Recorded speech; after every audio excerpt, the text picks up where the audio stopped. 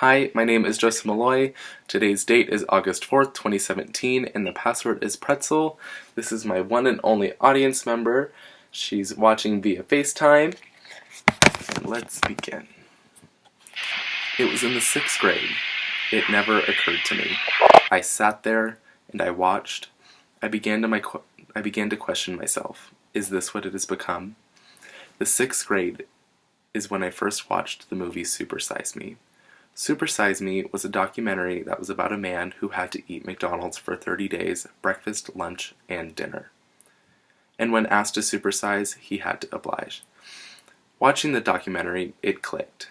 Many Americans eat like this every day, and not just for some social experiment. This was their life, their fuel to keep them going. I remember hearing about an epidemic of some sort that was broadcasted to be more contagious than the Black Plague, and it was obesity. Heart disease, cancer, diabetes. These are all one of the top leading causes of death in the United States, but the coincidence is, obesity causes most of these problems. In this speech, I'm going to be talking to you about how obesity causes many health problems, what we can do to fix it, and why it's important to fix this problem. According to the CDC, more than a third of Americans are obese. And by the year 2020, the Organization for Economic Cooperation and Development predicts that 3/4 of the American population will be obese. According to the American Journal in Clinical Nutrition, it is also the most preventable cause of death. It causes around 100,000 to 400,000 deaths per year. Not only it being the most preventable cause of death, it is the most costly. It costs the healthcare system $117 billion each year, which exceeds the healthcare costs associated with smoking.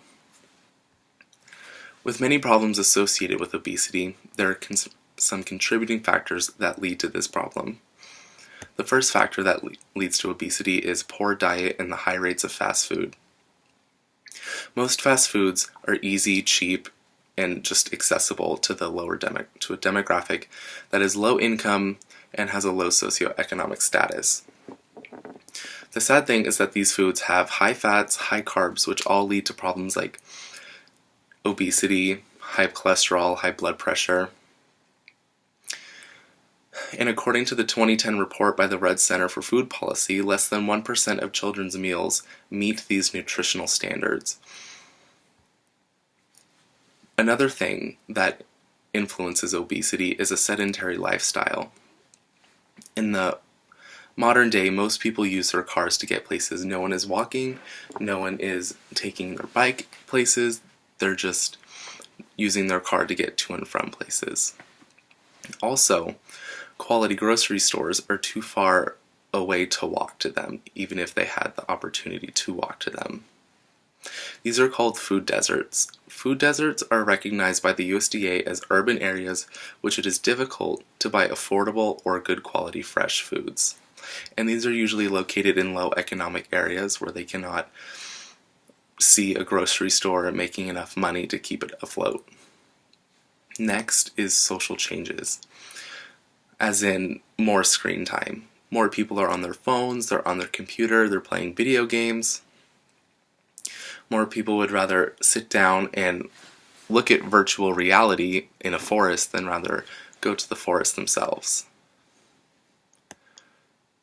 To many, this information was unknown, but knowing this, I challenge you to try and make a change for yourself or to help someone else make this change.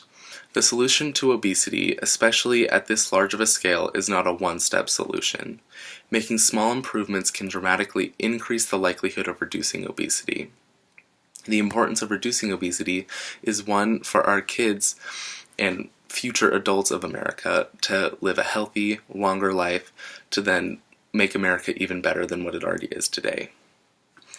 Second is your own personal health and how you're the only person in control of your health and it's the only thing you have. If you have poor health, you don't want to do things that make your life just a little bit easier.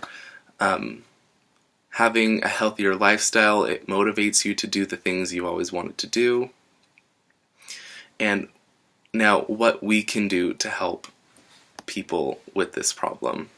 In a Washington Post article, they said that school districts are now banning sodas, junk foods, and candy from vending machines in cafeterias, which is also reducing the amount of high-fat and high-carbohydrate-filled foods that most cafeterias offer.